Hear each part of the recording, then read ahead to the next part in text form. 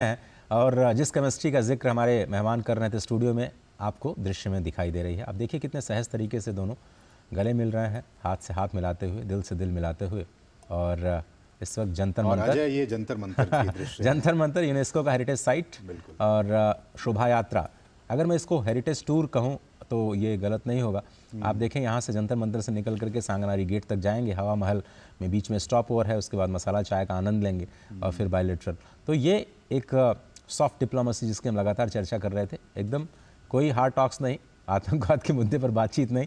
ये बात चल रही भाई जंतर मंतर में कैसे भारत की प्राचीन तकनीक के ज़रिए हम कैसे समय को सूर्य के साथ जोड़ करके देखते थे। और दिल्ली में भी एक जंतर मंतर है जहाँ पर आप सूर्य की छाया से समय को नापते हैं और वहाँ की जो घड़ी है वो आपको बताती है कि कितना वक्त हो गया है। तो भारत और फ्रांस के बीच दोस्ती के एक नए युग की शुरुआत, उसमें उसका जो वक्त है वो भी बेहतरीन हो चला है।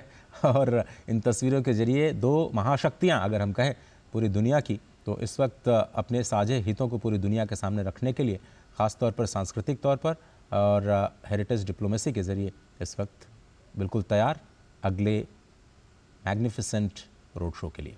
बिल्कुल, तो ये बहुत ही मनोरम दृश्य, मनमोहक दृश्य आप देख सकते हैं। पीछे जयपुर का जंतर मंतर 1724 से लेकर 1734 के बीच ये गार्ड, मुझे लगता है कि ये जो टूरिस्ट टूर गाइड हैं वो बता रहे हैं फ्रेंच प्रेसिडेंट को किस तरह से ये काम करता है।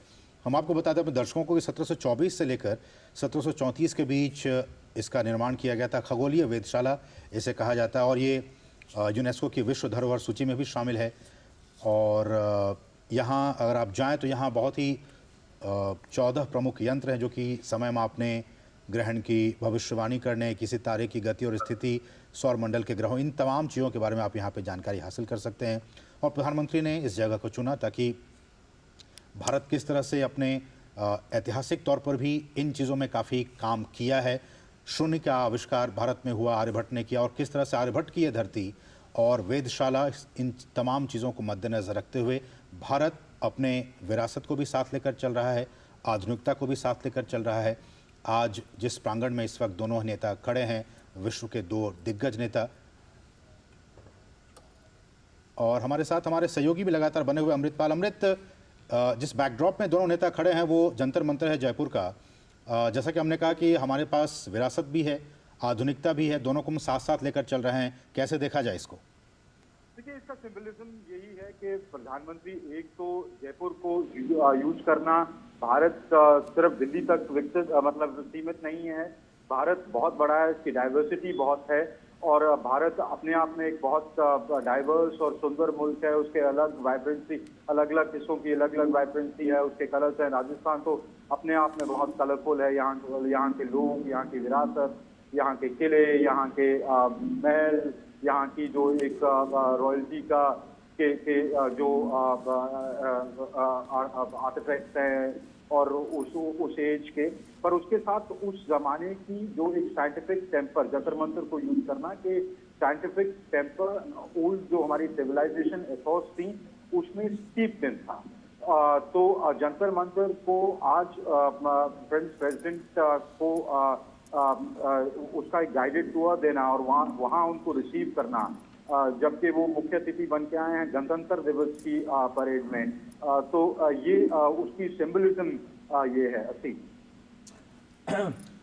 अमृत, अगर हम ये देखें कि जब मिस्टर मैक्रो जब सेकेंड बार इलेक्ट किए गए तो भारत के प्रधानमंत्री पहले वर्ल्ड लीडर थे जो उनसे मिलने के लिए वहां पर पहुंचे। G7 की बात हो, G20 की बात हो, हमेशा साइडलाइंस पर दोनों लोग मिलते रहे हैं। और लेकिन आज का जो दिन है वो लगता है कि सॉफ्ट डिप्लोमेसी का है।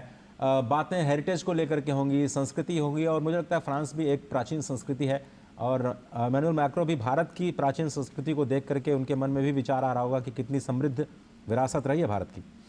बिल्कुल, फ्रांस तो एक इम्पोर्टेंट रोल प्ले किया ही है। वहाँ पर जो रेनेसां आई, वो पेरिस की स्ट्रीट्स पर आई, यूरोपियन रेनेसां।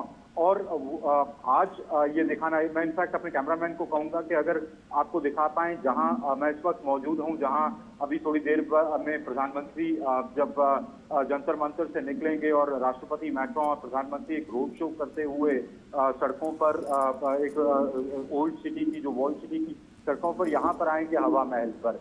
ये अपने आप में एक 16th सेंचुरी जो मॉन्यूमेंट है आपका, वो ऐसा बनाया गया था कि इसके झरोखे, इसकी जालियां, कि आप विंड को कैसे यूटिलाइज कर पाएं जब आपके पास एसीज नहीं हुआ करते थे, कूलर्स नहीं हुआ करते थे, पंखे नहीं हुआ करते थे, वो दूसरे वो बड़े पर्दे वाले पंखों से आप हवा जला करते थे। तो कैसे इस डेजर्ट स्टेट में जहाँ बहुत गर्मी पड़ती है गर्मियों की ऋतु में, तो कैसे आप इसको यूटिलाइज कर पाए। तो क्लियरली ये एक आर्किटेक्चरल मार्वल है, सुंदर बिल्डिंग है, पर उसके अलावा इसकी यूटिलिटी, इसका और उसका साइंस को यूज करना इस आर्किटेक्चर में, ये क्लियरली दर्शाता है।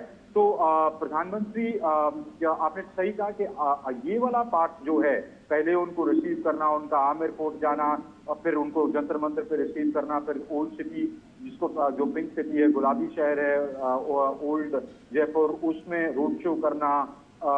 लोग, अभी तो जहां मैं हूं, क्योंकि सिक्योरिटी रीजन की वजह से इसको खाली करवा लिया गया है, पर जब मैं आ रहा था यहाँ पर, लोगों का हजूम है सड़कों पर।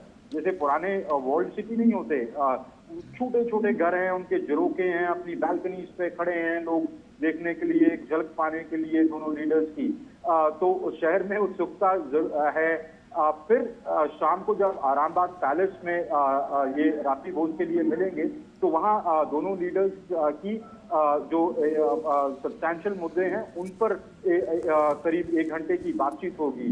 एक बड़ी इंपॉर्टेंट डेलीगेशन इनके साथ आई है, जिसमें इनके विदेश मंत्री, इनके डिफेंस मिनिस्टर, कॉर्पोरेट जो सेक्टर से बड़े कॉर्पोरेट काउंसिल्स हैं, वो इनको कंपनी कर रहे हैं। राजस्थान के गवर्नर, चीफ मिनिस्टर और यहाँ की डेप्यूटी चीफ मिनिस्टर तो हैं ही, पर डॉक्टर एस जयशंकर, भारतीय विदेश मंत्री, रक्षा, नेशनल सिक्योरिटी एडवाइजर, राष्ट्रीय सुरक्षा सलाहकार